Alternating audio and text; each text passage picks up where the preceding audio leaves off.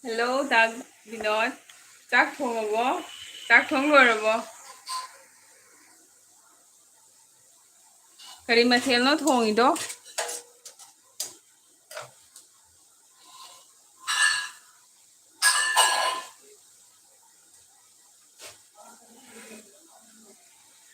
On lege hai hoi hoi khambagi loi hrabo. Yaye aisu chắc thongi.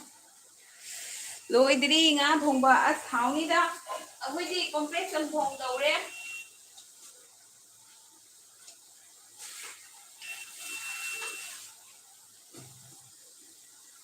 On le birasu yaye. Thank you.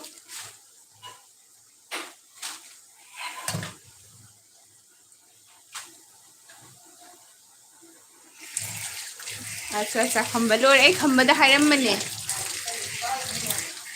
Ado mo ati mo mitagi mu he puma pada thabdo ai muni pana thar bang sai do top ja. Kathat kre sai do ina.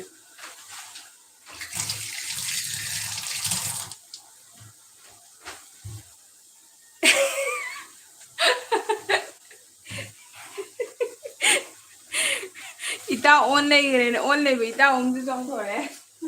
Ita o puire udaba nungai bo nangbu. Ita o di handak thaba khuchi nam dawra mare am tak lakte. Ita o harga nok thare ita o ni phangna dana. Asem ga RJ puire rang thengna daba. Singana like them su say singa chak charabo. Diti lai bro.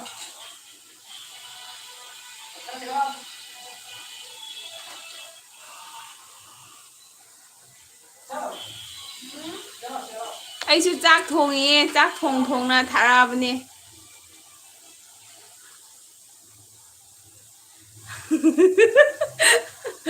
Kai gino nya. Nok na no go.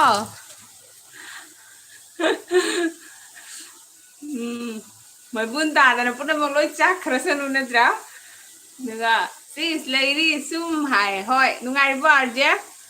RJ na like that thank you and maya su ka thokare. Ai angang am su la.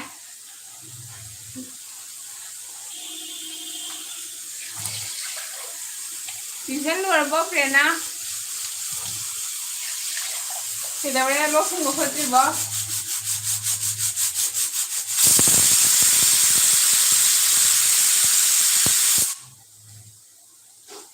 Chắc không có một con ta bây giờ muốn sống nữa là cái này quá.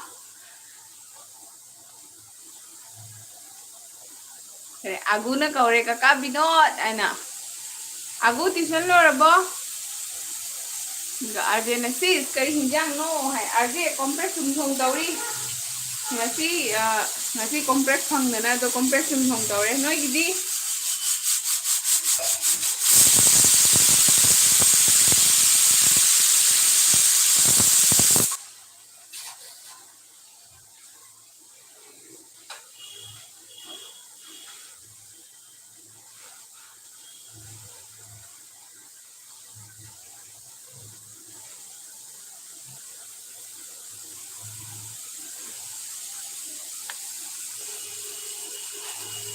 Aguna che khanau ya dre hai mi hai nang chichen hai bi ta de nang khanau do ga ro taw thau tayo ising asaba kano ummaga uthok podo mai taw kon si re hai agu se ma kon si re duga dabina na agu hai duga agu ne kaka binot ai ko marau lei no kai no ina ro marau lei duga ajena samthong hawani ha hawani samthong se anda ahan ba cha doi ni a complex samthong su am bo cha di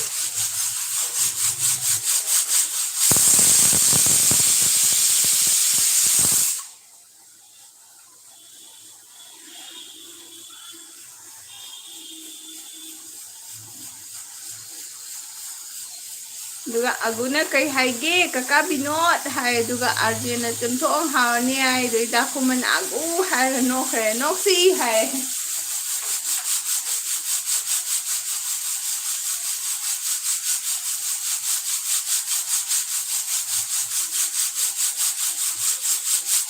Rena lo gidi kai hinjang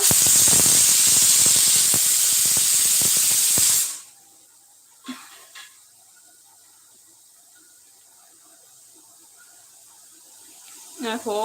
ꯀꯩꯒꯤꯅꯣ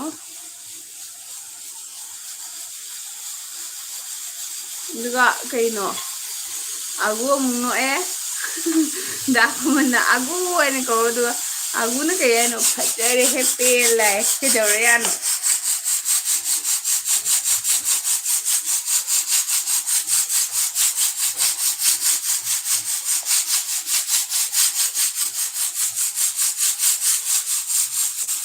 ꯑꯗꯨꯅ ꯏꯇꯥꯎꯗꯤ ꯀꯔꯤ ꯍꯤꯟꯖꯥꯡꯅꯣ ꯍꯥꯏ ꯏꯇꯥꯎ ꯍꯤꯟꯖꯥꯡ ꯍꯥꯎꯕꯅꯤꯀꯣ ꯑꯗꯨ ꯍꯥꯏꯔꯦ ꯏꯇꯥꯎ ꯉꯥ ꯊꯣꯡꯕ ꯍꯥꯏ ꯏꯇꯥꯎ ꯉꯥ ꯊꯣꯡꯕ ꯍꯥ ꯍꯥ ꯍꯥ ꯍꯥꯏꯅ ꯅꯣꯛꯈ꯭ꯔꯦ ꯑꯩꯈꯣꯏ ꯃꯁꯦꯟꯗ ꯅꯣꯛꯑ ꯂꯩꯔꯁꯤꯔ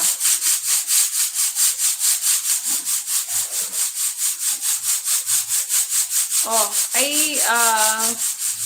ꯐꯠ ꯈꯔꯗꯤ ꯐꯦꯠ ꯈꯔꯗꯤ ꯍꯟꯊꯔꯦ ꯍꯟꯗꯛ ꯂꯦꯃꯟ ꯋꯥꯇꯔ ꯊꯛꯄꯗꯒꯤ ꯇꯨꯠ ꯑꯉꯥꯡ ꯅꯪꯅ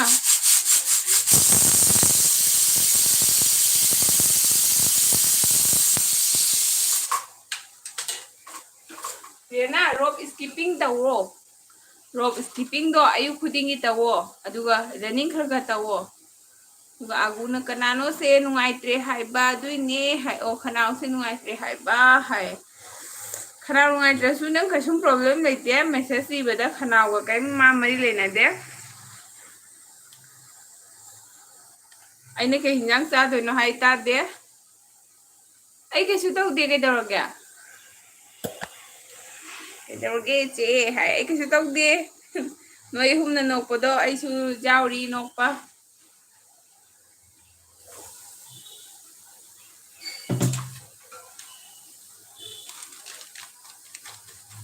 ꯑꯥꯔꯖꯦ ꯀꯩ ꯍꯤꯟꯖꯥꯡꯅꯣ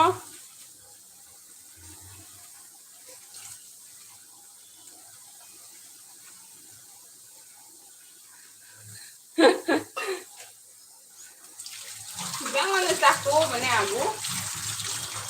이런 거 짜야 이거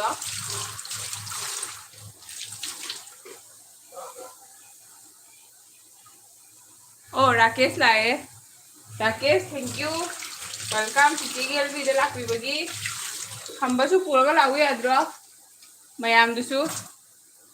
kari hai no che hai kesu hai de mayam wari sanaramane nansu wari sanamu mayam ga Rakesh sak charabo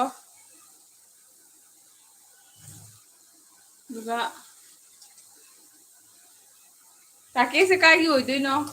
kasari oidoro ntra manipur oidoro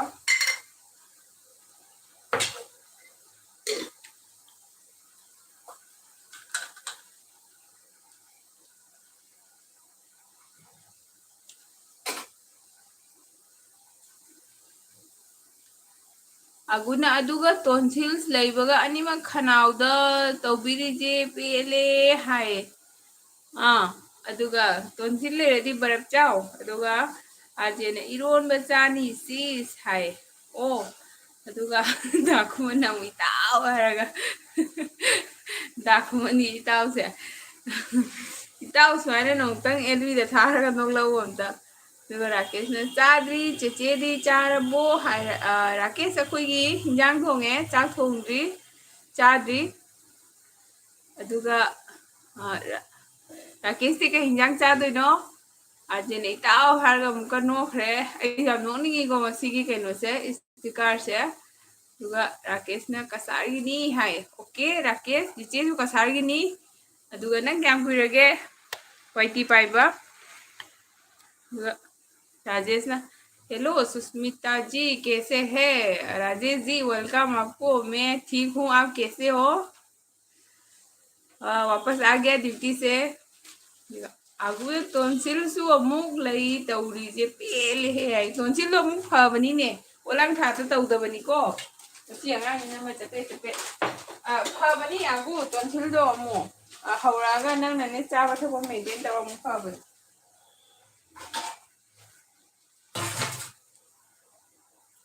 आगु भी नामे यादे को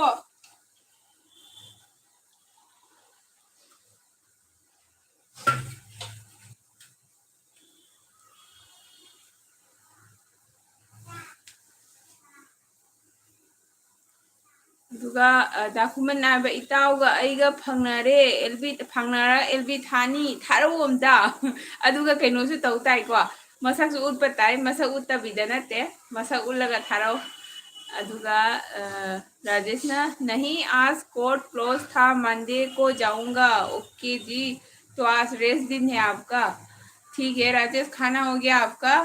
तो आगू न चे ए तोंसिल अदुम हौई ने हाय ओलां थादा हौदबने निंथम थादा हौरगा अदुदी डॉक्टर जेमो अपेना हवलपदा नंग लापदा चिचेर पीरी एडवाइस मैम से पेना अतोपदा चंगुबदा पिरक्प्रा हायरो दाखुमन नायबा मसक उतैनी अदुगा नोक तोयबा हाय ओय होय नो अदोनी यंगदो को मयामना अदोनी ने यंगी दो विजया लाए विजया ना like then Susmita hi thank you Vijaya चाक थोंगबो विजया लापीबगी जाम हरावरे thank you so much Vijaya ना खुमन हायगा खुमन द एन वाला मेदस इन हफ्चला पारे को खुमा हाय ना हायगा हाय तोरे दु आर्जेना विजया हायगा विजया तसु लाफिंग गैस पिसन गरे नोक्सी हायदा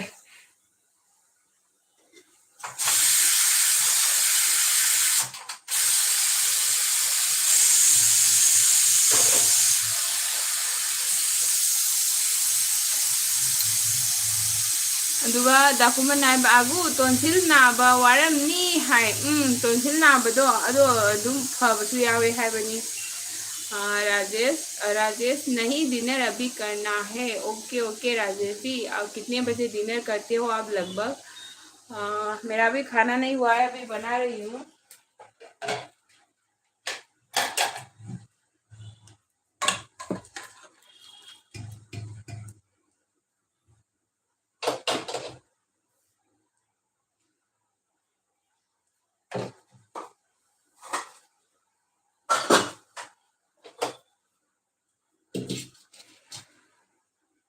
राकेश ने चे चाक चारुगिगे अदुगा लाके होय होय राकेश जंग जंग चार जंग जंग चलोबो चिचे गिदा अदुगा आगुना राकेश नंग लाइक तरोबो चिचे द लाइक तो पिसलमो अदुगा चाक चावा चलो अमु लाउको अदुगा आगुना कई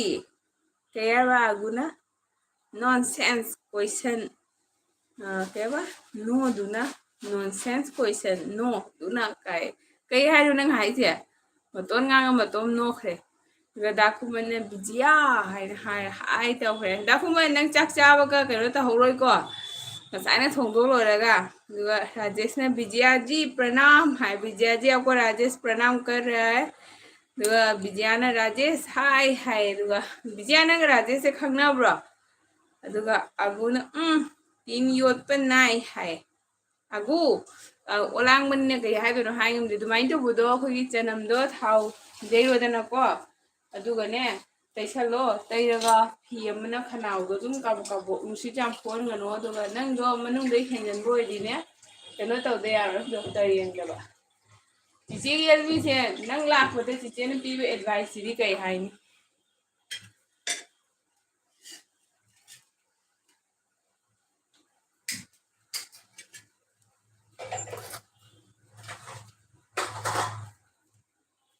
अदुगा विद्याना ओ हाय नो खरे अदुगा आरजे सु नो खरे आरजे कदौरा नंग सुम नो लई सारो अदुगा विद्याना राजेश जी नमस्ते हाय लेदी इताव न इताव अनि वान्धगिदोर नो एनी की लाइक तो हयेंग मोने तवरसिदना हयेंग संडे दी दाबिनो का आरजेगा लाइक तो हयेंग मोने तवरसि हयेंग संडे ओइबदिना आरजे छुट्टी लेत्रो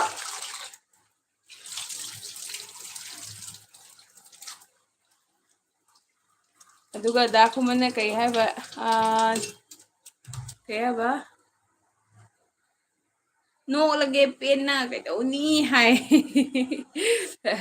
नो को तो पैसा तिंग देखो अदुगा काका बिनो नोसी हाय मसी गांगी ट्यूशन लोरबा का सुता था देवो अदुमा धुन न लेनी राजेश ना 10 तो बस जाते हैं आप क्या बना रहे हैं डिनर में राजेश जी मैं तो आज बहुत सीधा साधा खाना बना रही हूँ बस रात के लिए लाइटली आप क्या खाने वाले हो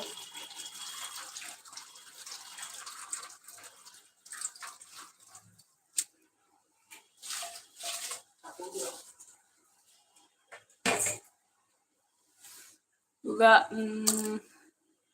ꯑꯥꯔꯖꯦꯟ ꯏꯇꯥꯎ ꯅꯣꯛꯎ ꯍꯥꯏꯔꯒ ꯍꯥ ꯍꯥ ꯍꯥ ꯅꯣꯛꯈꯔꯦ ꯈꯔ ꯑꯒꯨ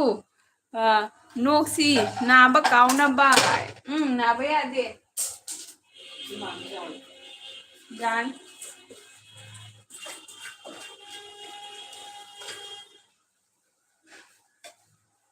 ꯅꯣꯛꯀꯗꯅꯤꯀꯣ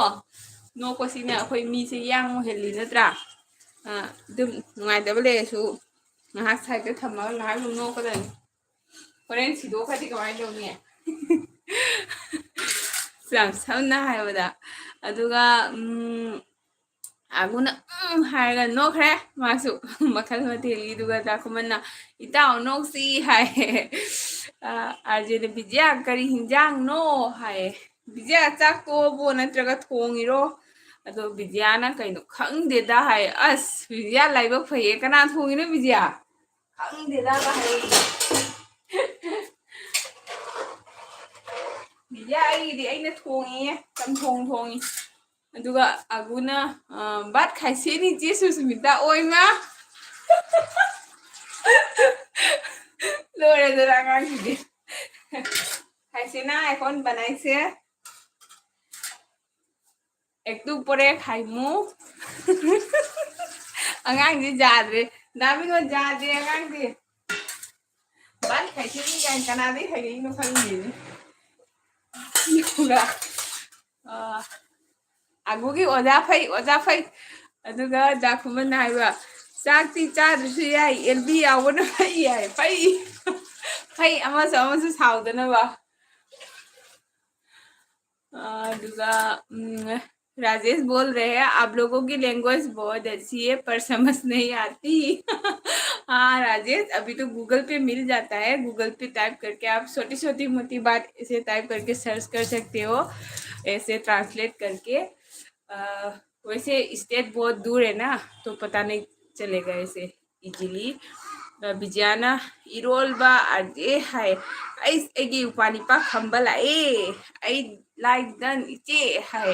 आई लाक्चरी hi thank you so much Khamba चाकचाराबो नोंसित फराबो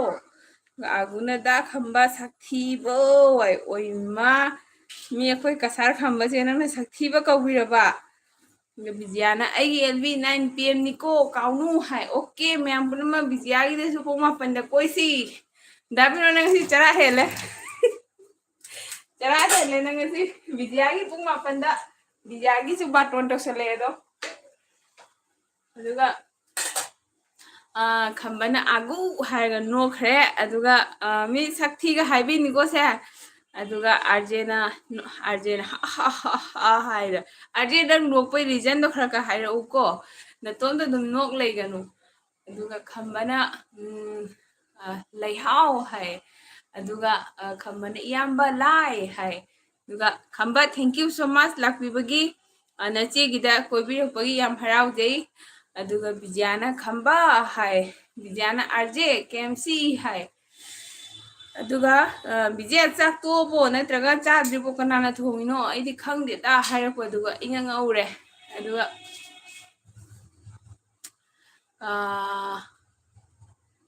अर्जेना बिजिया सेमनी हाय खमना लेहाउ इचे बिजिया एलबी 9 pm हाय ओके अखोई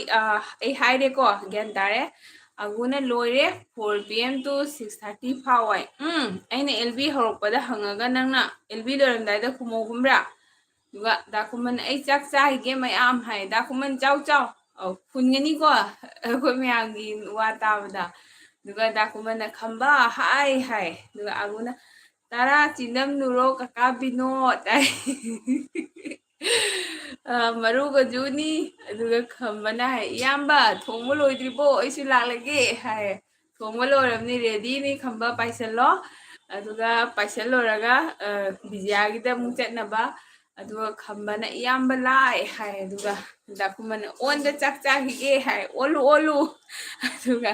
खंबा आगुना बा अस ये सुस्मिता से कइनो याम तप्पे आई हौराबदा तप्पगा मु तप्पे हाय जांगा मु जांगे दो अइना खतंग तपना वा nganगदी अस कइनो खंगदेदा पारीनेना है तमोंगा खंग्रे न खमना आई इचे सुस्मी है हाउ कई हाइगे पानी पो अदुगा अर्जेना इताउ चारो है खंबा चटखिनु लेरुको अदुगा दाकुमना खंबा चाक चासिला ओ है दाकुमना चाक तो ओमनी खंबा नंग लेरिगेदा अदि खंबना इयाम्बा लाई लाए युम खंगना लेरिनि आई लाए युम खंगना लेरि आई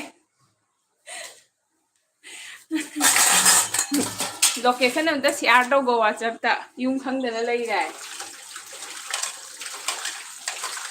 मैम अखोइदा चाक चारो लोइ चलो को आई कॉम्प्लेक्स सिंदोम सिगा अमे तीन सु जावे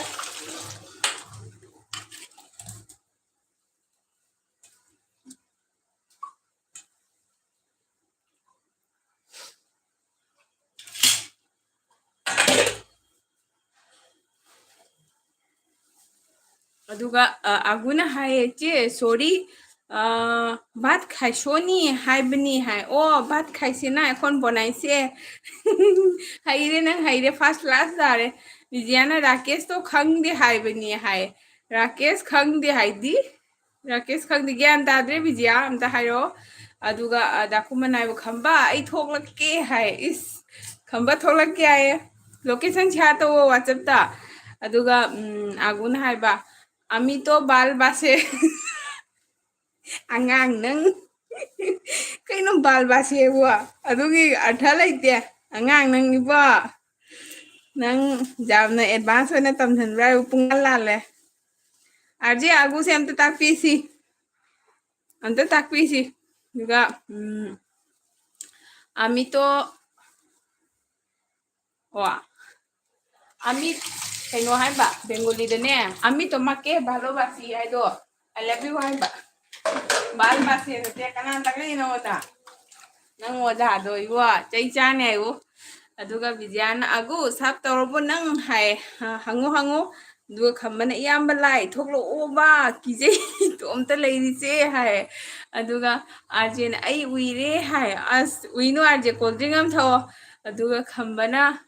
leihau KMC hai da khumun ai on thamge chak cha hige hai olu aduga khambana no khre aduga aguna taure nene bijaya ningthauren lambu da dai lambu badai haure hai aduga bijana chadri khamba hai khambana hai leihau wari khara lei kon haini hai noi mayam leibo aina mi ani khatang uiduga aina comment paringeda kanam leitre kai chakhragya aduga dakuman hai bijaya live tawdai ro hai khambana khamba hayu hai bijaya gi live tawni hai pung mapanda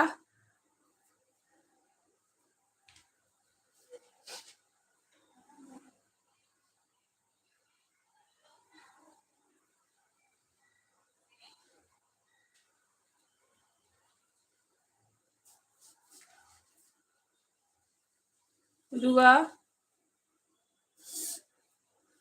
kayaba abijana kuman hoi tawge hai aduga dakuman agu chakige hai charo fulani ko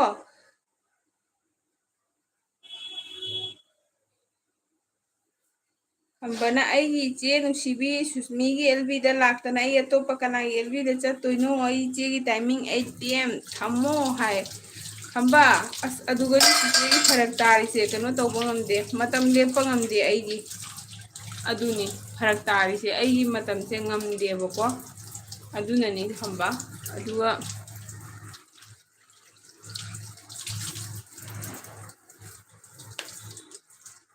एक तो मांगिनी अदाकुमने बिजिया ओ लाके है बिजियान होय ला ओ नंगी दी था draw है छे पूरा दुगा अर्जेन उइरे खम्बन ऑन लेगे है दु आगुना चारो है चारो दाबिनोस दु आगुना कइनो आमी तो ভালোবাসে হাই যাইনে है आमी तुम्हारके ভালোবাসি आइबा आमी ता बालबासी है नते कना हाइरे नोदा अदुगा अर्जेन हाइबा सिस लइए है कमेंट लेत्रे अदुगा अगुना कई लोनो ज्ञान तादे हौजी की अमित बाल बासे दो है ओ बंगाली मरोनी बंगाली मरोन ओ कमेंट लेत्रे खंबा चेंग्रे मैम कमेंट तो व्यू लाइक तो व्यू कमेंट लेत्रे खंबा जो चेंग्रे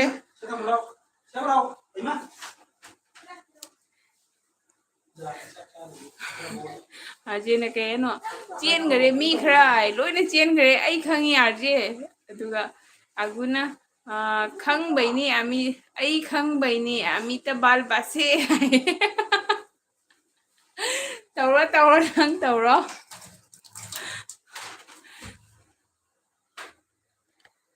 आई मी लेत्रदी थानिंग देखो कमेंट इरो ओन में यार है आजे हयेंग दौरसी नोय एनीगी कइनोदो दाखुमन ग नोय एनीगी कॉम्बाइन एलबी दो हयेंग दौरसी अगुना खरा खरा दी खंगबनी हाय नंग कनागा तिनगे दुगा तिनबा मी लेब्रो आंगा कारण ताय रोटी में सब्जी बेदो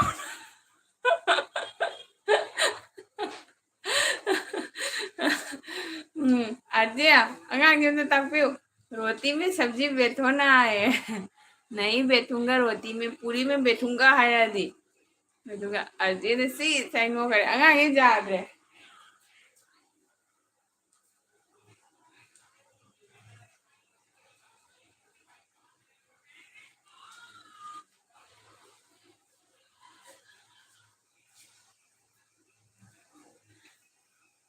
आगुना हाइदो ओय हाय अदुगा अर्जेना लोई चेन गरे न कब करे लोई चेन गरे दाबिनो जामा चाउको मखुल का हाम दसु जाय कोन हामो अदुगा कईरो ने ने ngसाइदि हारगा मानु सावरिसिना हुमदे जे सुस्मिता बात खाइसोनी खाइसेना गो एखन बनाइसे ꯑꯩꯁꯨ ꯂꯣꯏ ꯀꯥꯎꯊꯣꯛꯈ꯭ꯔꯦ ꯈꯪꯉꯝꯕ ꯈꯔꯗꯣ ꯑꯗꯨꯒ आरजे अमता ताकपिउने आंगांसे तुम्ही खाइसे नी आगु तुम्ही बात खाइसे नी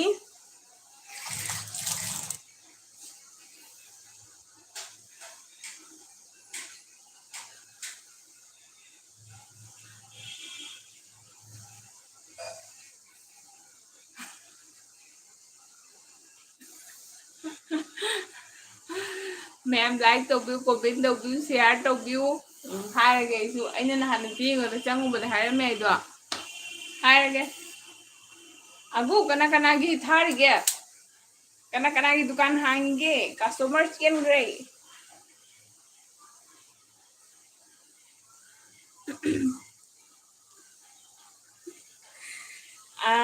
आरजे न कइनो आरजे न पृथ्वी मको थोंगखरे लोरे पृथ्वी मको थोंगखरे आगुना हाय बोरो लोकेर बेटी लो लंबा लंबा चूल है बोरो लोकेर बेटी लु लंबा लंबा चूल हायबा इना खुनबा इमुंगी नुपी सिंगदो मसम मसांग सांग बनी हायगा सैथारिबा अदुगा नंग याम हायेको अदुगा खंबन आई लई इचे सुस्मी की दमक full support I thank you so much नंग हतंग काय मांगुई अदुगा आरजे न हाय धूर कइदौरगे ने आरजे अदुगा खंबा चाक चारबो अदुगा खंबन इचे याम्बा लाइसे आई तोमता लेफन थंबीरे हाय अस माक चा लोगरे खंबा नंग चलुरनु हलो माक चाना लोगरे माक थोउइबदा नंग लेरमदाय नंग मु कनाई दुकान दा चलुरे दो खंबना लेहाव लेदी बो हाय लेहाव गोइंग अदुगा आरजेना नोखरे अदु खंबना राकेश आई इताउनी हाय राकेश तो चाक चारी खंबा नंग इताउ हिंगे लोई चारी इताउ अमना ओनली खंबा चिते की तो कमेंट इबिरो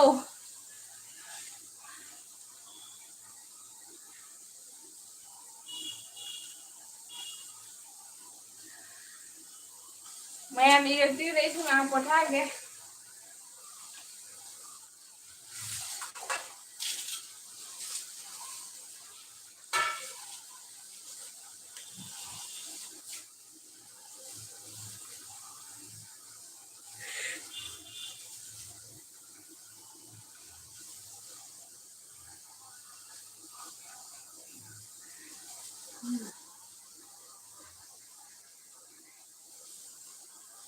खंबा चाक चारबो कहीं यांग चादोइनो ngasiदी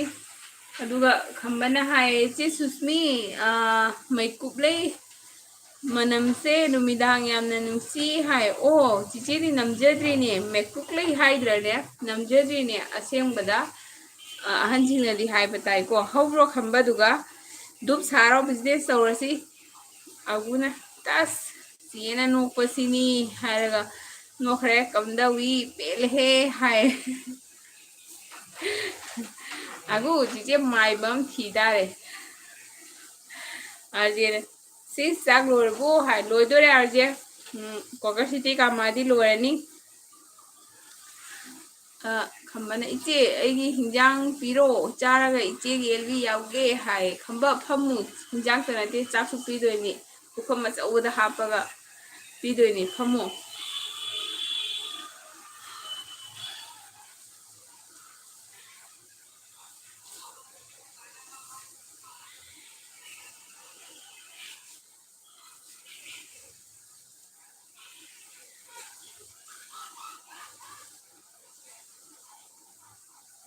मैम ने ब्रेक खा बदे इस मांग हा कथा के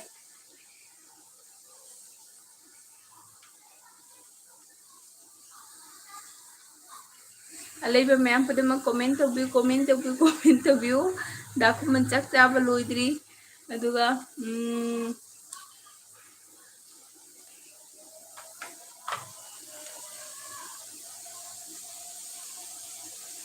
आगु वाइटी की माय बखीगे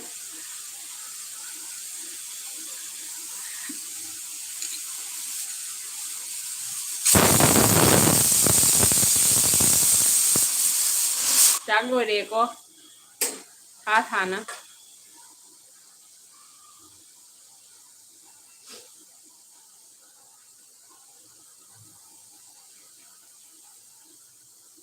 अजे वारी लीरो रो लिथोरा के लीरो वारी हारो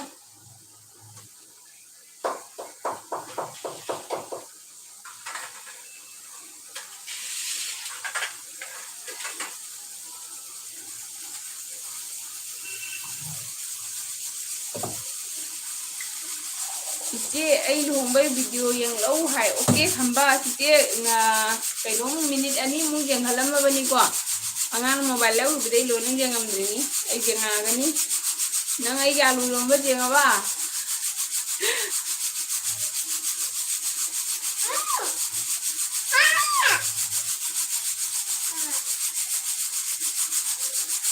akoi aguli na tore wari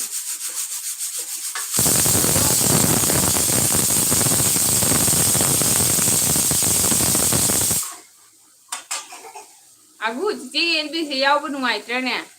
mi leibai su leiba mi leitabai su leitaba akoi masenung hakti nokpo phangina ko agu wari liro agu nai ba wari haidi myam lehe li ge loktak ta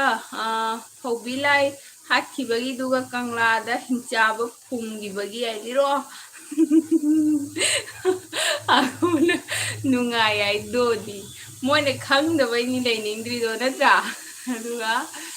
che ganga la che ganga nung sivi la che welcome to jeri na now na 9 like inau pi hai tin sivi kai hinjang haura ge duk arje na siske alu romba hai as ai alu romba do arje mai ni wa gi morok ani ni happy do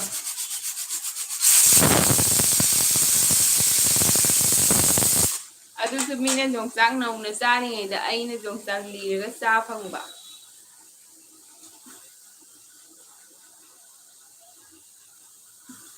duga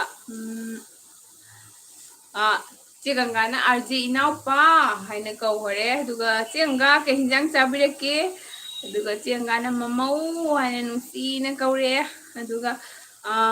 agun hai ba khangbra chia kangla da kangal da hinchaba phungi bagi o kangal lairo na traga kangla airo nangi se che khangde ne hairo ta ge hairo ain hai sini nang che ahan manak chang jang na nang na ahan gi gyan ong si nang na lawri ni ai khangi nang che karam ba ngang noina aguna ne ne ganga ni sibi hai khambana on hai khamba ka gino nang na hajite oli do hanu ba phara bo nang ꯑꯗꯨꯒ ꯑꯒꯨ ꯅꯪ ꯀꯔꯤꯒꯤ ꯀꯛꯈ꯭ꯔꯤꯅꯣ ꯍꯧꯖꯤꯛꯀꯤꯗꯣ ꯀꯔꯤ ꯏꯔꯩꯅꯣ ꯑꯩꯒ friend ꯂꯩꯕ ꯃꯤꯅꯤꯅꯦ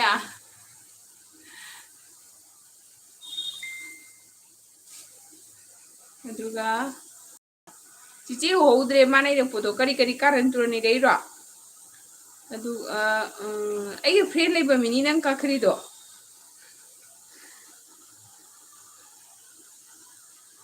ꯎꯍꯧꯗ꯭ꯔꯦ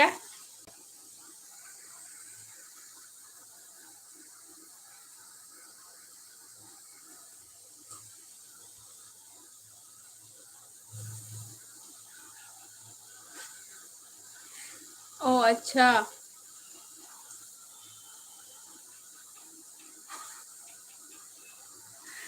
ꯀꯣ ꯑꯗꯩꯗꯤ ꯆꯦ ꯒꯪꯒꯥꯅ ꯍꯥꯏꯕ ꯆꯥꯛꯀ ꯆꯥꯗ꯭ꯔꯤꯗ ꯏꯅꯥꯎꯄꯤ ꯍꯥꯏ ꯑꯣ ꯆꯦ ꯑꯦꯜꯕꯤ ꯀꯩꯅꯣ ꯇꯧꯕꯒꯤꯔ ꯑꯗꯨꯒ ꯈꯝꯕꯅ ꯍꯥꯏ ꯂꯩꯗꯤ ꯏꯆꯦ ꯁꯨꯁꯃꯤ ꯍꯥꯏ ꯑꯗꯨꯒ ꯑꯥꯔꯖꯦꯅ ꯃꯣꯔꯣꯛꯇꯣ ꯁꯥꯕ꯭ꯔꯣ ꯁꯤ ꯁꯥꯏꯌꯦ ꯑꯥꯔꯖꯦꯒꯤ ꯃꯣꯔꯣꯛꯅꯤ ꯃꯣꯔꯣꯛ ꯃꯅꯝ ꯅꯨꯡꯁꯤꯕꯤꯗꯣ ꯑꯗꯨꯒ ꯑꯒꯨ ꯘꯤ ꯃꯣꯔꯣꯛꯇꯣ ꯀꯔꯤ ꯀꯧꯏ ꯑꯗꯨꯒꯗꯤ ꯑꯗꯨꯒ ꯑꯥꯔꯖꯦꯅ ꯆꯦ ꯒꯪꯒꯥ ꯍꯥꯏꯔꯒ ꯈꯨꯔꯨꯝꯖꯔꯤ ꯍꯥꯏꯗꯨ ꯑꯕꯨꯅ ꯈꯪꯕ꯭ꯔꯣ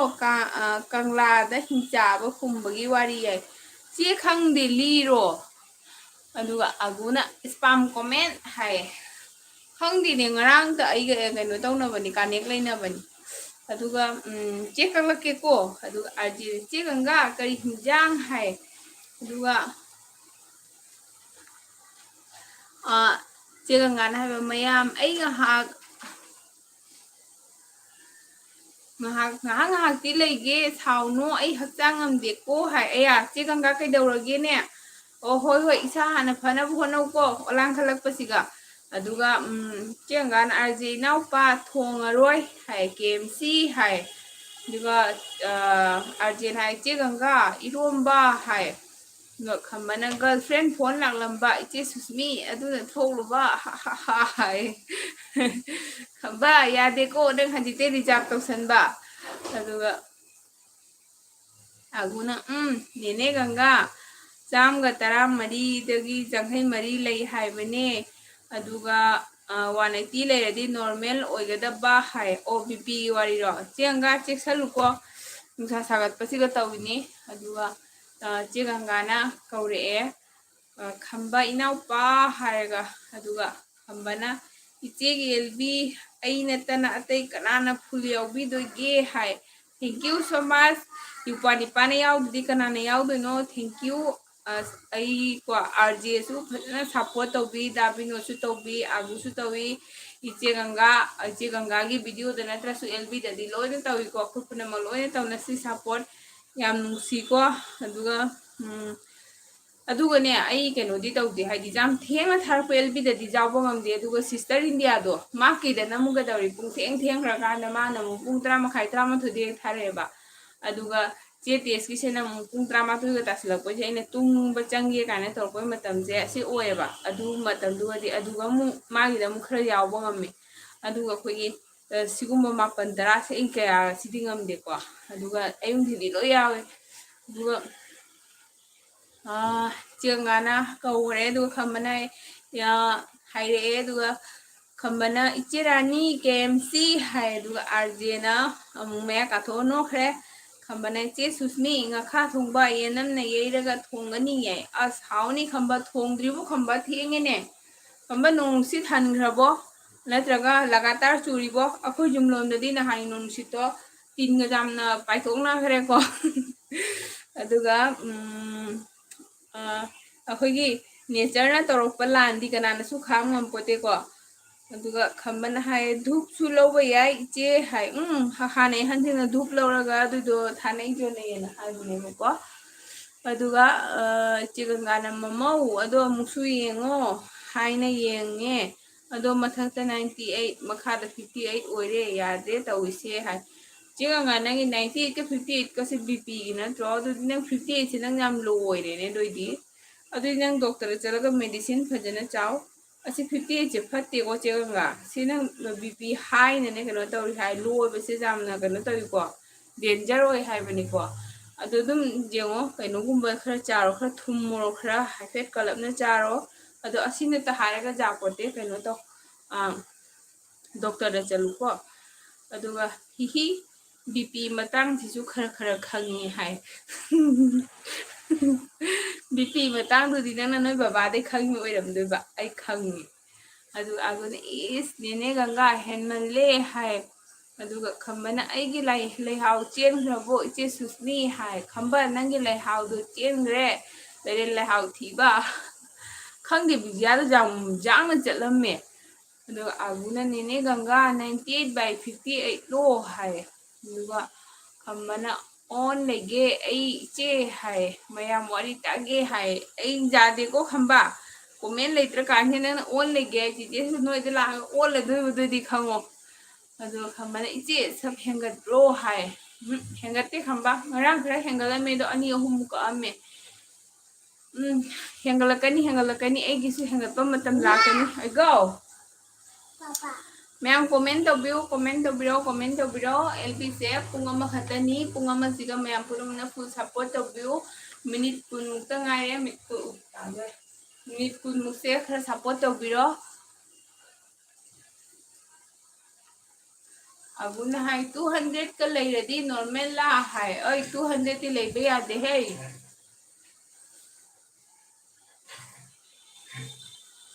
माफी फिर चले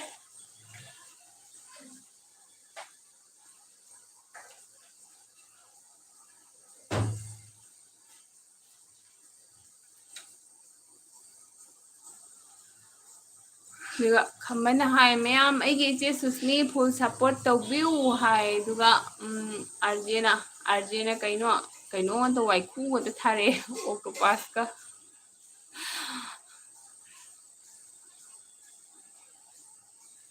आगुना फास्टिंग की दरो करम कांदनो नेने गंगा ओली दो हाय उ किदोरे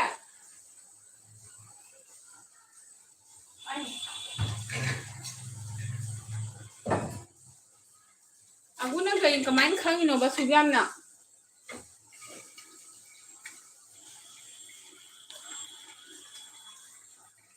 दुगा अर्जेना कइनो पृथ्वी इज गोल है रे पृथ्वी इज गोल है ना दाखुमन चाक चाब तोले दाखुमन फजन चारक प्रो ज्ञान ताना महाव खंगना चारक प्रायला अदुगा अर्जेना हाय अर्जेना कइनो अर्जेना पॉपकॉर्न पे दुगा दाखुमन पृथ्वी इज कोई आर्चे ग्रीन हो हेंसी हाय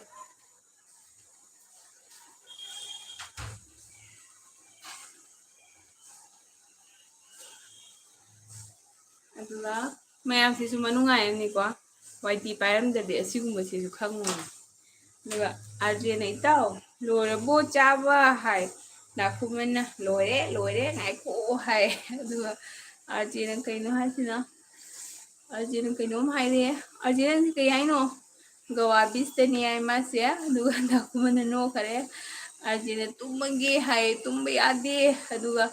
खंब्रबु कइनो आई खंगिनी कइनो हाय नंग वेरी गुड नंग मल्टी टैलेंटेड नि हाय दो चुमे दुगा अर्जेना नोखरे दुगा दाखुमना मैरक त चारिनी हाय मैतान नेटलगा सौसु ये दो दाखुमन जु मैरक त चारबो सैता दुगा अर्जेना रॉकेट पाइरे खंबना ऑन हाय ओलू आय खंबा चिचे नंगिदा ला ऑन दोरिबो खंगु दाखुमन ट्रॉफी पिरे ये गना विनर वरगे दुगा अर्जेना कइनो मैम कमेंट रिव्यू प्लीज अर्जेना कइनो अर्जेन जूस कथा करे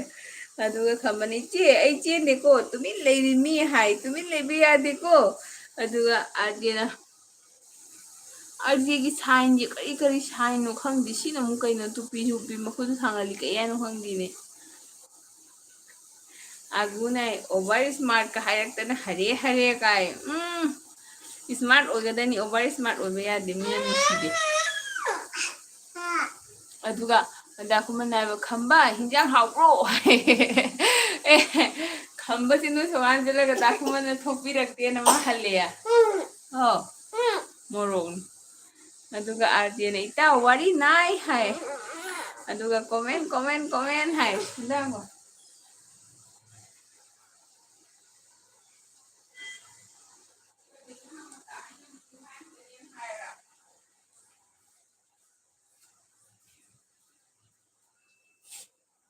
ꯑꯗꯣ ꯋꯥꯔꯤ ꯑꯃ ꯂꯤꯔꯛꯑꯒꯦ ꯋꯥꯔꯤ ꯅꯥꯏ ꯍꯥꯏꯕꯒꯤ ꯁꯨꯃꯥꯏꯅ ꯇꯧꯔꯦ ꯁꯨꯁꯤꯃꯥꯁꯨ ꯂꯥꯛꯑꯦ ꯁꯨꯁꯤꯃꯥ ꯌꯥꯝ ꯅꯨꯡꯁꯤꯌꯦ ꯅꯪ ꯂꯥꯛꯄ ꯊꯦꯡꯀ꯭ꯌꯨ ꯁꯣ ꯃꯆ ꯃꯤ ꯂꯩꯇꯕꯗ ꯂꯥꯛꯄꯤꯕꯒꯤ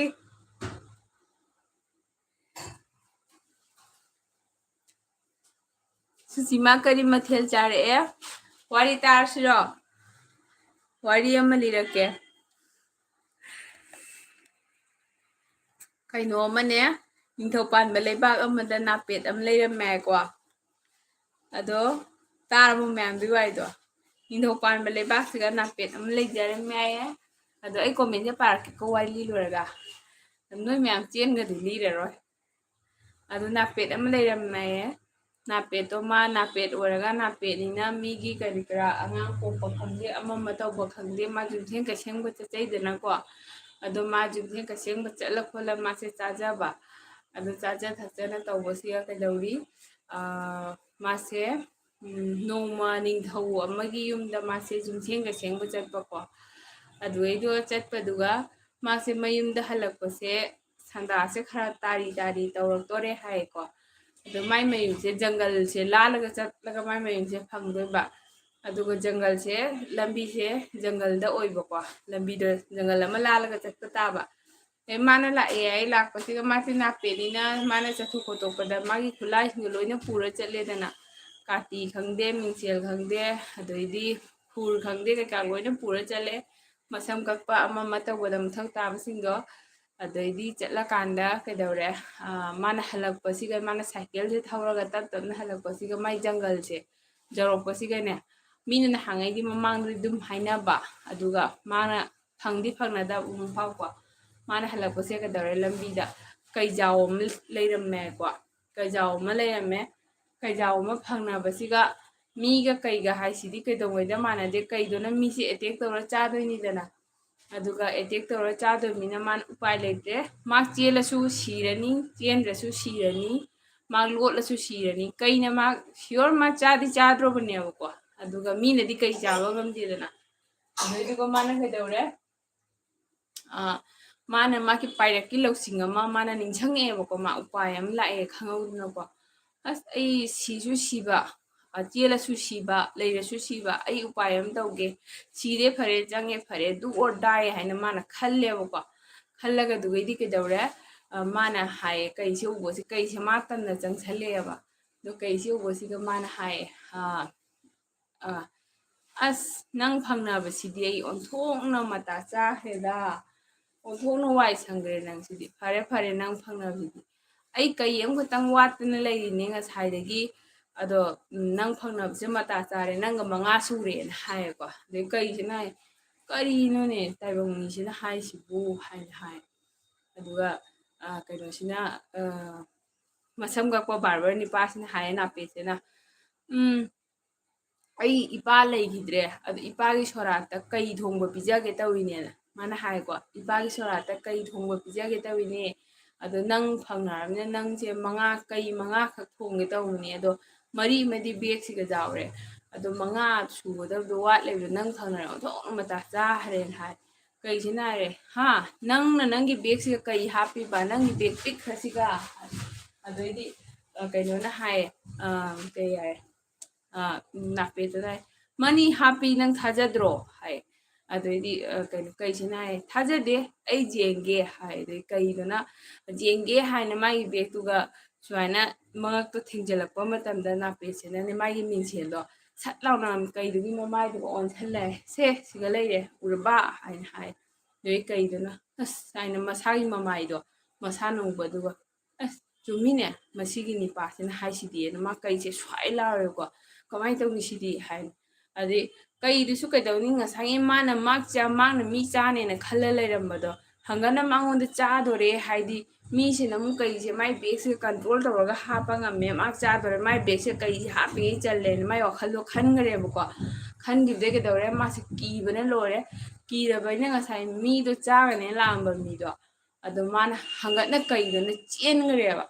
अदुना लास्ट कइनो मोरल ऑफ द स्टोरी से अखोगी तंजादा अखोगी कईमतो उपाय लेरतबा मतंदा अखोगी लाइफ से मरमता रिस्क लौगदनी हाइबको डू और डाई की सिचुएशन दा अखोई रिस्क लौगदबनी हाइबा रिस्क लौद्रगदी अखोगी मथंगी स्टेप तो अखोइने चटपा ngमोएबा दुनी मयाम आइगी वारी से नुंगाइत्रसु सॉरी नुंगाइ नुंगाइते हाइरो अदुगा कमेंट पारागे मैम वारी दो नुंगाइ नुंगाइते हाइको काय चखरे कमेंट मैम दो काय चखरगे कमेंट मांगरे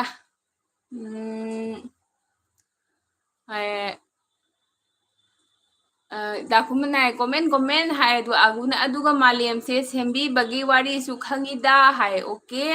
लीरा अदि तादोइनिको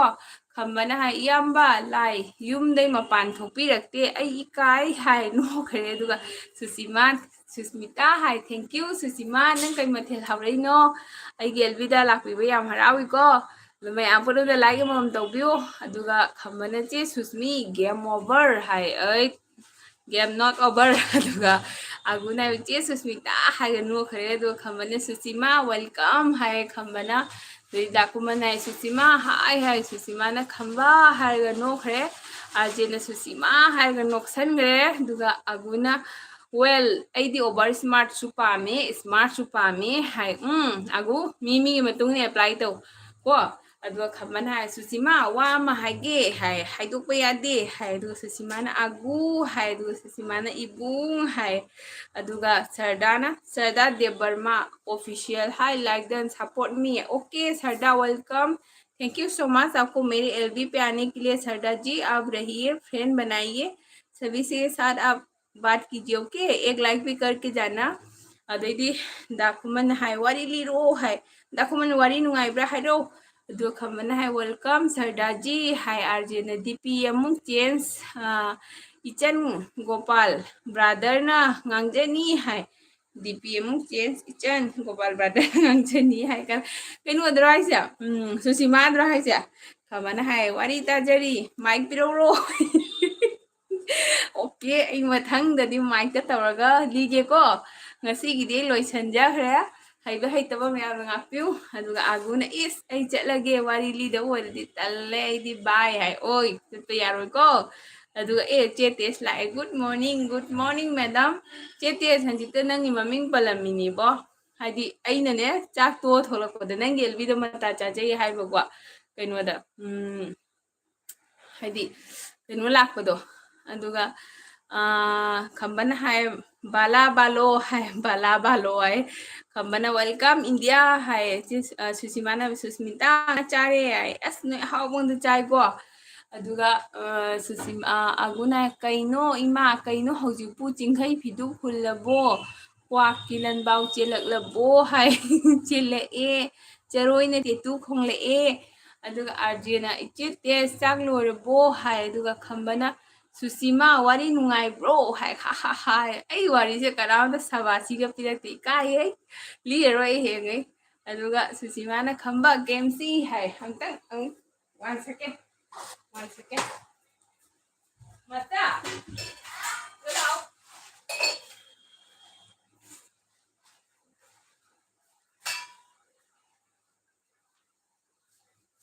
अदुगा सुसीमा ना इबुंग गेम सी है अदुगा खम्बना सुसीमा ngakha noidi hai kaino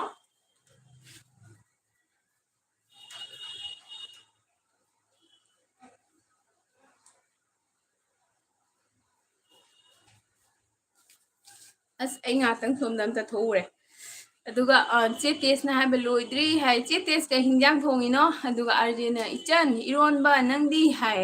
Shyam ने चे करी मथे लाई श्याम अखोगी चमथोंग थोंगे श्याम दी हिंजांग चारे श्याम दी ngasi phangna di chiche ga natra Shyam अदुगा खम्बना ब्रो श्याम वेलकम हाय खम्बना ब्रो श्याम केएमसी हाय श्यामना ब्रो खम्बा थैंक यू हाय दुगा खम्बना ब्रो श्याम कई लमदैनो हाय श्याम से कोई इंडिया दैनी खंबरा खंबा अदुगा चे गंगाना ऐ चले को नुंगाइते चे पोथाउ को नंगी दो जाम फत्ते को डॉक्टर जे मो लाइथो कनु चे बीपी लो लाइथो कनु चे मपानदगा लेबने अदु फलाव कनो तौबनिको अइना जाम हाइजलदि नंग पुनिंग वा सोंधरनी अदु डॉक्टर जेंगो अदु श्याम हाय ब्रो खंबा nga oina हाय दुगा अर्जेन हायबा चे गंगा होय होय बाय हाय चे ओआरएस तोयना थाओ ओआरएस सी थुम अजाकपगी सरुसु खरा यावबनिना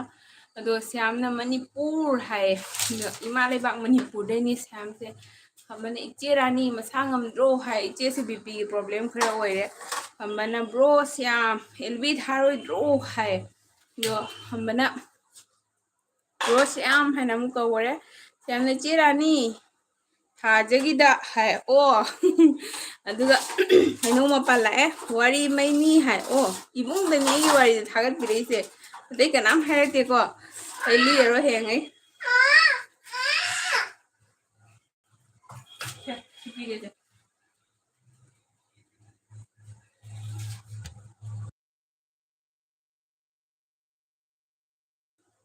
दुगा हैनो मपाला वारी मैनी हाय दो खमन एहम हैनो हाय दुगा दा खमना आई हैनो चानिंगी हाय खमना आई इजे सुस्मी वारी लिसिंग वारी 1000 मार्क पीरे हाय थैंक यू अदुगा हैनो मपाला खंबा एहम हाय ब्रा देदी खमना हैनो एहम हाय दुगा हैनो पिजनी पेन कपके हाय अदुगा राकेश ना याम चुम्बा वारीनी मियोइबगी लाइफ ती डू और डाई नी है और thank you so much Rajesh ना वारी ताबिरमीने राकेश ना थैंक यू चिची की वारी दो नुंगाइत्रसु को इकाई अहान बगिनी दुम अइना खरा पाबा वारीनी थेंगनाबको अदुगा खम्बना हैनौ चारगे हाय खम्बना इताओ राकेश हाय अदुगा राकेश चाक तोगलाबो राकेश ना इताओ हाय खम्बना इताओ राकेश चे विजया एलबी चतपिउ हौ खरे हाय ओ अदुगा खम्बना चे 9 PM तारे हाय ओके खम्बा ऐसी कमेंट से पाबलो लोसलगे अदु आइगोंदा पुंग मा फादे एना खतंग थेंग हौबदो को लोग पूरे को मैं दुगा दाबिदो ना वारी मैनी हाय राकेश ना हो इताउ लोइना चतुइनी हाय आरजे काय चखरे अदुगा खंबना हैनो एगी इताउ राकेश इचे सुस्मी फुल सपोर्ट तौसी खोय थैंक यू सो मच उपानी पा मैम पुना मपुको नची नसु तौनी अदुगा प्रियंका साउंड को असीगी ये सीधा लेरमबगी ओए प्रियंका सीगिनी लोइद्रोबनी को नमा लोरनी दो वाहंजी 1 आवर फागरे मैं 1 आवर से खतंग हेलगे लोसलगे को अदुगा मयांग सु जाउदोबिना चेमु मितागी सु होगे हारनी दो मयांग पुरम सु खगा तवगा मचे तवगा होमिना सेबको दे अर्जेना रॉक कतवरे अदुगा खमना हाय प्रियंका हाय अदुगा खमना इचे प्रियंका आइगा जॉइन लेना सिरो हाय अदुगा कनोना प्रियंका लेबो अदु दाबिनो ना क्लैप अस इबुंग तनी है अदुगा खंबना हैनो हाय देदी नावल आए नाव ngasi gi phangnadri hello susmita chak charabo नाव चाद्री चमथोंग थोंगे पानमा मेले ngasi su अदो chak लोरे चाद्री लाइव लोरगा चारगे नावदी चारबो दुगा खंबना हैनो चे बिजिया एलबी दा अमु नैरुसी हाय अदुगा ngasi जे मोमिता तरोइद्रो खंबा अदुगा खमना वेलकम ब्रो नाउबा हाय दे नाउबा ने 15 लाइक डन हाय थैंक यू सो मच नाउबा नन लाइक मुतंग पीबे लाक्पीबे सिसु जामना भेलू लेको अदुगा नावा वारी दा हौद्रबो अदुगा खमना चे 9 तारे हाय ओके खंबा ऐसी कमेंट पाबसी लोरगा कन तौरगे को आदि आई 1 आवर मिनिट अमा चलेबको 1 आवर एग्जैक्ट कअदि होरेन फारम दबसु यावेबको मिनिट अमा तक ने तौगे को खंबा आई लोरे अदो मैं पुनम कमेंट केनो तौबिरो ऐसी लोइबदे दुम लोइसनबे यानबको ꯑꯗꯩꯗꯤ ꯀꯩ ꯍꯥꯏꯕ ꯍꯩꯅꯧꯅ ꯍꯥꯏꯔꯦ ꯈꯝꯕ ꯍꯣꯏ ꯍꯥꯏ ꯈꯝꯕꯅ ꯚꯥꯏ ꯑꯣꯏꯔꯦ ꯍꯥꯏ ꯑꯣꯀꯦ ꯈꯝꯕ ꯕ꯭ꯔꯣ ꯍꯪꯒꯠꯂꯝꯃꯣꯀꯣ ꯏꯆꯦ ꯀꯩꯁꯨ ꯀꯥꯏꯗꯦ ꯑꯗꯨꯒ ꯄ꯭रिꯌꯥꯡꯀꯥ ꯅꯥꯏꯅ ꯃꯥ ꯐꯖꯅ ꯕꯤꯖꯤ ꯑꯣꯏ ꯂꯩꯔꯝꯃꯦ ꯁꯤꯗ ꯍꯥꯏ ꯈꯝꯕꯅ ꯏꯆꯦ ꯄ꯭रिꯌꯥꯡꯀꯥ ꯁꯕ ꯀꯣꯃꯦꯟ ꯇꯧꯕꯤꯔꯝꯃꯣ ꯁꯞꯄꯣꯔꯠ ꯇꯧꯃꯤꯟꯅꯁꯦ ꯍꯥꯏ ꯈꯝꯕꯅ ꯋꯥꯔꯤ ꯍꯌꯦꯡꯁꯨ ꯇꯥꯖꯒꯦ ꯊꯦꯡꯛ ꯌꯨ ꯁꯣ ꯃꯆ ꯑꯩꯁꯨ ꯋꯥꯔꯤ ꯂꯤꯅꯕ ꯔꯦꯗꯤ ꯇꯧꯖꯒꯦꯀꯣ ꯑꯗꯨꯒ ꯍꯩꯅꯧ ꯃꯄꯥꯟꯅ ꯈꯨꯃꯟ ꯂꯥꯏꯗꯤ ꯀꯥꯏ ꯆꯠꯈ꯭ꯔꯦ ꯃꯆꯤꯟ ꯌꯥꯝ ꯊꯤꯕꯅꯦ ꯑꯗꯨꯗꯣ ꯑꯩ ꯈꯪꯗꯦꯕꯣ ꯆꯥꯛ ꯆꯥꯕ ꯆꯠꯈꯤꯕꯗꯤ ꯍꯜꯂꯛꯇ꯭ꯔꯦ ꯑꯗꯣ ꯈꯝꯕꯅ ꯏꯆꯦ ꯑꯝꯇ ꯇꯧꯔꯛꯑꯣ ꯋꯥꯏ ꯑꯗ ꯈꯝꯕꯅ ꯏꯆꯦ 9 ꯇꯥꯔꯦ ꯂꯣꯏꯈꯤꯔꯣꯏꯗ꯭ꯔꯣ ꯂꯣꯏꯔꯦꯅꯦ ꯈꯝꯕꯅ ꯋꯥꯎ ꯅꯪꯒꯤ 9 ꯇꯥꯔꯦ ꯁꯤꯅ ꯁꯤ ꯇꯥꯔꯦꯅꯦ ꯑꯩ ꯑꯗꯨꯒ ꯔꯥꯀꯦꯁꯅ ꯍꯥꯏꯌꯦ ꯍꯣꯏ ꯆꯦ ꯆꯥꯛ ꯇꯣꯛꯂꯛꯑꯦ ꯍꯥꯏ ꯑꯣ ꯔꯥꯀꯦꯁ ꯑꯗꯨꯒ ꯔꯥꯀꯦꯁ ꯀꯩ ꯍꯤꯟꯖꯥꯡ ꯆꯥꯔꯛꯏꯅꯣ ꯑꯗꯨꯗꯤ ꯁꯥꯄꯝ ꯈꯨꯃꯟ ꯂꯥꯛꯑꯦ ꯑꯁ ꯁꯥꯄꯝ ꯈꯨꯃꯟꯁꯦ ꯑꯩꯒꯤꯗ ꯄꯥꯛ ꯄꯥꯛ ꯂꯥꯛꯄꯤꯗꯕꯅꯦ ꯉꯁꯤ ꯂꯥꯛꯑꯦ ꯀꯩꯒꯤꯅꯣꯅꯦ ꯉꯁꯤꯁꯦ ꯀꯩ ꯅꯨꯃꯤꯠꯅꯣꯅꯦ ꯀꯩ ꯍꯥꯏꯅꯁꯦ ꯑꯂꯥ ꯂꯥꯜꯂꯦ ꯑꯗꯨꯒ ꯃꯆꯦꯠ ꯃꯆꯦꯠ ꯍꯥꯏ ꯀꯩ ꯍꯥꯏꯅꯣ ꯑꯗꯨꯒ ꯀꯅꯥ ꯀꯅꯥꯔ ꯁ꯭ꯋꯥꯏꯗ ꯂꯩꯁꯦ ꯍꯥꯏ ꯑꯗꯨꯒ 16 ꯑꯟꯂꯥꯏꯛ ꯗꯟꯅꯦ ꯑꯩꯁ ꯇꯧꯕꯤꯅꯨꯀꯣ ꯑꯟꯂꯥꯏꯛ ꯗꯟꯒ ꯅꯨꯡꯉꯥꯏꯔꯤꯕꯣ ꯈꯨꯃꯟ ꯀꯨꯏꯔꯦ ꯎꯗꯕ ꯑꯗꯨꯒ ꯑꯒꯨꯅ ꯍꯥꯏ ꯑꯗꯨꯅ ꯆꯦ ꯑꯩ ꯁꯔꯃꯥꯅ ꯆꯤꯡꯉꯨꯔꯦ ꯑꯗꯨꯒꯤꯅꯦ ꯅꯠꯇ꯭ꯔꯗꯤ ꯑꯩꯕꯨ ꯊꯥꯡ ꯄꯥꯏꯔ ꯉꯥꯏꯔꯝꯗꯣꯏꯕ ꯍꯥꯏ ꯀꯩꯅꯣ ꯍꯥꯏꯁꯦ ꯆꯦ ꯁꯔꯃꯥꯅ ꯐꯣꯟ ꯇꯧꯔꯛꯏꯔꯣ ꯑꯗꯨꯒ ꯗꯥꯕꯤꯅꯣꯅ ꯁꯥꯄꯝ ꯍꯥꯏ ꯑꯗꯨꯒ ꯍꯩꯅꯧ ꯃꯍꯥꯎ ꯍꯥꯎꯇꯕ ꯗꯥꯕꯤꯅꯣꯅ ꯈꯨꯃꯟ ꯂꯥꯏꯗꯣ ꯑꯩꯅ ꯐꯨꯔꯝꯃꯤꯅꯤ ꯍꯥꯏ ꯌꯥꯝ ꯐꯨꯕꯤꯔꯨꯅꯨꯀꯣ ꯑꯩ ꯑꯦꯜꯕꯤꯗ ꯂꯥꯛꯇꯅ ꯇꯣꯛꯀꯅꯤ ꯑꯗꯣ ꯑꯒꯨꯅ ꯀꯀꯥ ꯕꯤꯅꯣꯠ ꯅꯣꯛꯁꯤ ꯍꯥꯏ ꯑꯗꯨꯒ ꯀꯩꯅꯣꯅ ꯁꯥꯄꯝꯅ ꯍꯥꯏ ꯑꯒꯨ ꯅꯆꯦ ꯊꯣꯏꯕꯤꯗ ꯍꯥꯏꯅꯨꯀꯣ ꯂꯥꯏꯐꯇ ꯌꯥꯎꯏ ꯍꯥꯏꯅ ꯁꯁ ꯑꯒꯨ ꯅꯨꯡꯁꯤ ꯍꯥꯏ ꯗꯥ ꯕꯤꯅꯣꯠ ꯀꯩ ꯍꯥꯏ ꯕꯤꯖꯤꯌꯥꯒꯤꯗ ꯆꯠꯁꯤ ꯍꯥꯏꯔꯣ ꯀꯩ ꯍꯥꯏꯔꯤ ꯕꯤꯖꯤꯌꯥꯒꯤ ꯍꯧꯈ꯭ꯔꯦ ꯍꯥꯏꯔꯣ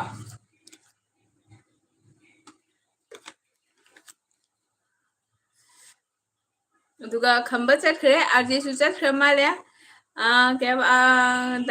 ꯗꯥꯀꯨꯃꯟ ꯍꯥꯏ ꯑꯒꯨ ꯅꯣꯛꯁꯤ ꯑꯒꯨꯅ ꯁꯔꯃꯥꯅ ꯃꯥꯒꯤ ꯑꯦꯜꯕꯤ ꯌꯥꯑꯣ ꯑꯦ ꯑꯗꯨꯒꯅꯦ ꯅꯠꯇ꯭ꯔꯗꯤ ꯑꯩꯕꯨ ꯍꯥꯠꯈꯤꯗꯣꯏꯕ ꯆꯦ ꯁꯔꯃꯥꯒꯤ ꯑꯦꯜꯕꯤ ꯇꯧꯕ꯭ꯔꯥꯅꯦ ꯉꯔꯥꯡꯗ ꯁꯣꯔꯠ ꯑꯅꯤꯒ ꯍꯥꯞꯄ ꯀꯥꯏꯗ ꯑꯦꯜꯕꯤꯅꯣ ꯅꯪ ꯉꯥꯡꯉꯤꯗꯨꯅ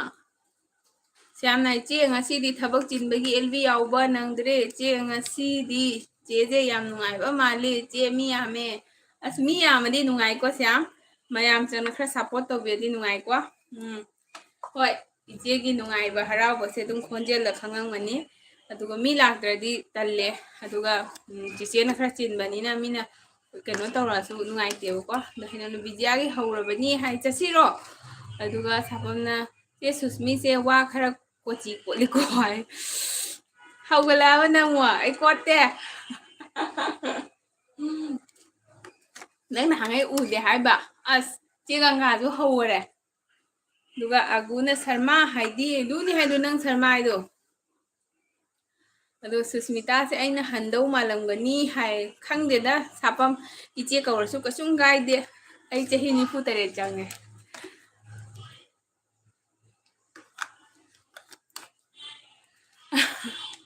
ꯃꯌꯥꯝ ꯂꯣꯏꯁꯤꯜꯂꯁꯤꯔꯣ ꯑꯩ 1 hour ꯐꯥꯔꯦ ꯁꯤꯅꯤ ꯑꯗꯨꯝ ꯀꯩꯅꯣ ꯇꯧꯕꯗꯣ ꯁꯨꯃꯥꯏꯅ ꯁꯨꯝ ꯁꯥꯡꯅ ꯊꯥꯔꯒ ꯂꯩꯊꯣꯛꯄ ꯉꯝꯗꯕ ꯑꯁꯤꯁꯨ ꯄ꯭ꯔꯣꯕ꯭ꯂꯦꯝ ꯃꯈꯜ ꯑꯃ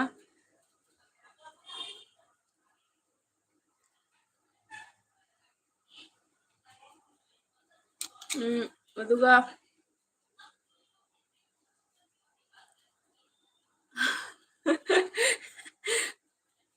ꯑꯗꯨꯒ ꯁꯥꯄꯝ ꯅꯥꯏ ꯕꯣꯛꯕꯣꯛ ꯁꯨꯁꯃꯤꯇꯥ ꯍꯥꯏ ꯀꯩ ꯍꯥꯏꯒꯦ ꯏꯁꯨ ꯅꯤꯄꯥ ꯏꯁꯨꯁꯦ ꯉꯟꯇꯥꯅ ꯐꯪꯉꯦ ꯇꯧꯔꯤꯁꯦ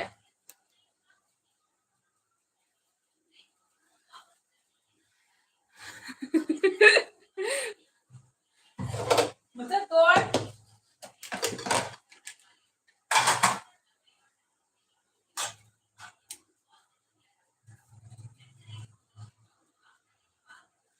ꯏꯁ 47 ꯃꯃꯥꯒ ꯃꯥꯟꯅꯔꯦ ꯀꯥꯏꯅ ꯃꯃꯥꯒ ꯃꯥꯟꯅꯔꯦ ꯀꯥꯏꯅ ꯑꯗꯨꯒ ꯆꯦ ꯑꯩ ꯊꯣꯛꯑꯦ ꯑꯃꯗ ꯑꯃꯨꯛ ꯊꯦꯡꯅꯖꯦ ꯅꯪ ꯌꯥꯡꯃꯜꯂꯤꯀꯣ ꯑꯗꯨꯒ ꯑꯒꯨꯅ ꯅꯍꯥꯟꯗ 29 ꯁꯨꯔꯦ ꯍꯥꯏꯔꯝꯃꯤꯕ ꯐꯥꯒꯤ ꯇꯧꯕꯅꯦ ꯑꯩ 47 ꯁꯨꯔꯕꯅꯤ ꯑꯗꯨꯒ ꯁꯥꯄꯝ ꯀꯦꯝꯁꯤ ꯍꯥꯏ ꯑꯒꯨ ꯆꯥꯛ ꯆꯥꯔꯕꯣ ꯍꯥꯏ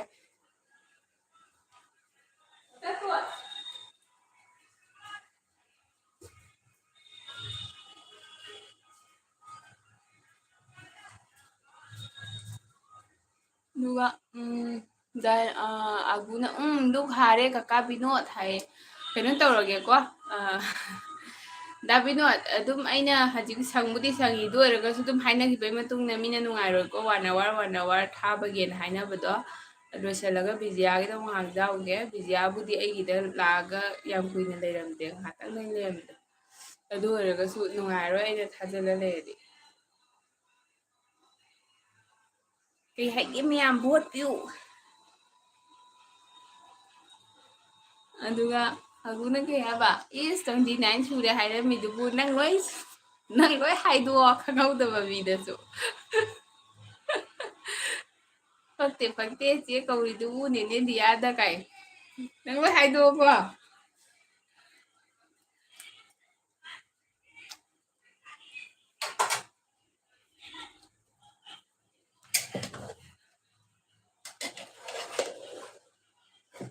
ꯉꯁꯤꯗꯤ RJ ꯖꯥꯡ ꯉꯟꯇꯥ ꯆꯠꯂꯝꯃꯦ ꯀꯩꯅꯣ ꯑꯩꯉꯣꯟꯗ ꯀꯔꯤꯝ ꯍꯥꯏꯔꯝꯗ꯭ꯔꯤꯁꯤ ꯅꯣꯏ ꯅꯇꯣꯝ ꯆꯦꯜꯂꯝꯃꯤꯁꯦ ꯀꯩꯒꯤꯅꯣ ꯑꯒꯨ ꯆꯦ ꯃꯣꯃꯤꯇꯥꯒꯤ ꯂꯥꯏꯚ ꯊꯥꯕ꯭ꯔꯣ ꯅꯦꯅꯦ ꯃꯣꯃꯤꯗ ꯆꯦ ꯀꯧꯗꯧꯔꯤꯁꯤ ꯅꯪ ꯍꯥꯏꯔꯣ ꯆꯤꯆꯦ ꯀꯌꯥꯝ ꯃꯥꯜꯂꯦ ꯍꯥꯏꯔꯣ ꯃꯥꯟꯗ꯭ꯔꯅꯦ ꯆꯤꯆꯦ 47 ꯍꯥꯏꯗꯣ ꯊꯥꯖꯗ꯭ꯔꯅ ꯗꯥꯕꯤꯗꯣꯅ ꯅꯦꯠ ꯌꯥꯗ꯭ꯔꯦ ꯍꯥꯏ ꯅꯦꯠ ꯌꯥꯗ꯭ꯔꯦ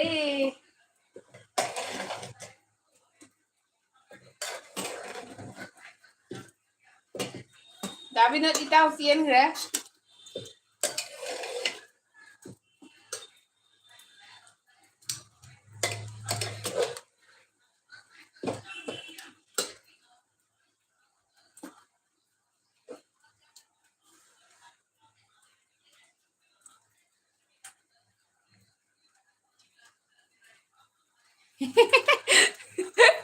ꯑꯩ ꯅꯪꯒꯤ ꯀꯣꯃꯦꯟꯗꯤ ꯁ꯭ꯀꯤꯞ ꯇꯧꯔꯦ ꯑꯗꯨꯒ ꯗꯥꯕꯤꯗꯣꯅ ꯈꯨꯃꯟꯗꯣ ꯊꯤꯔꯨꯔꯦ ꯕꯤꯖꯤꯌꯥꯗ ꯂꯩꯔꯝꯃꯦ ꯑꯣ ꯕꯤꯖꯤꯌꯥꯗ ꯂꯩꯔꯕꯣ ꯕꯤꯖꯤꯌꯥꯗ ꯑꯃꯨꯛ ꯂꯣꯏ ꯆꯠꯂꯕꯣ ꯐꯔꯦ ꯑꯗꯨꯗꯤ ꯗꯥꯕꯤꯗꯣ ꯀꯛꯑꯁꯤꯀꯣ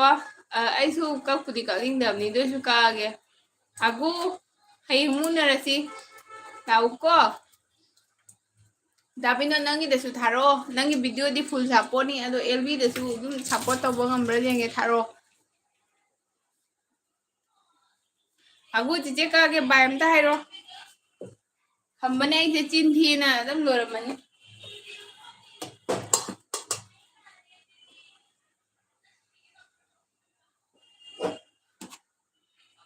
ꯑꯩ ꯌꯥꯎꯔꯗꯤ LBꯁꯦ ꯏꯟꯇꯔꯦꯁꯇꯤꯡ ꯑꯣꯏꯍꯜꯂꯦ ꯀꯥꯏ ꯅꯇꯣꯟꯗꯒ ꯀ꯭ꯔꯦꯗꯤꯠ ꯄꯤꯁꯜꯂꯤꯕ ꯅꯪ ꯑꯒꯨ ꯕꯥꯏ ꯑꯝꯇ ꯍꯥꯏꯔꯣ ꯆꯤꯆꯦ ꯀꯛꯑꯒꯦ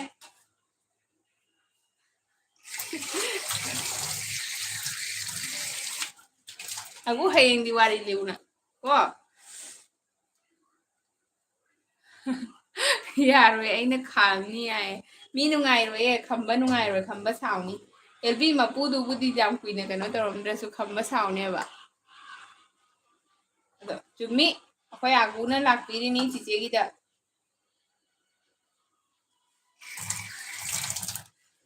ꯁꯦ ꯍꯥꯏꯔꯛꯑꯣꯁꯦ ꯃꯤ ꯃꯕꯨꯛꯅꯤꯡ ꯅꯨꯡꯉꯥꯏꯇꯕ ꯍꯥꯏꯗꯣ ꯐꯠꯇꯦ ꯃꯤꯒꯤ ꯊꯥꯖꯕ ꯃꯥꯡꯍꯟꯕ ꯐꯠꯇꯦ ꯆꯤꯆꯦ ꯀꯛꯑꯒꯦ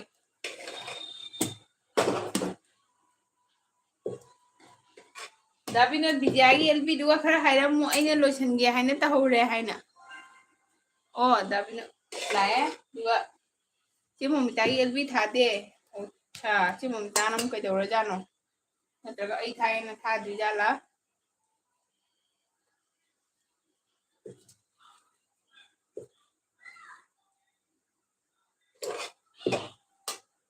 ꯍꯣꯏ ꯑꯒꯨ ꯁꯥꯎꯅꯨꯀꯣ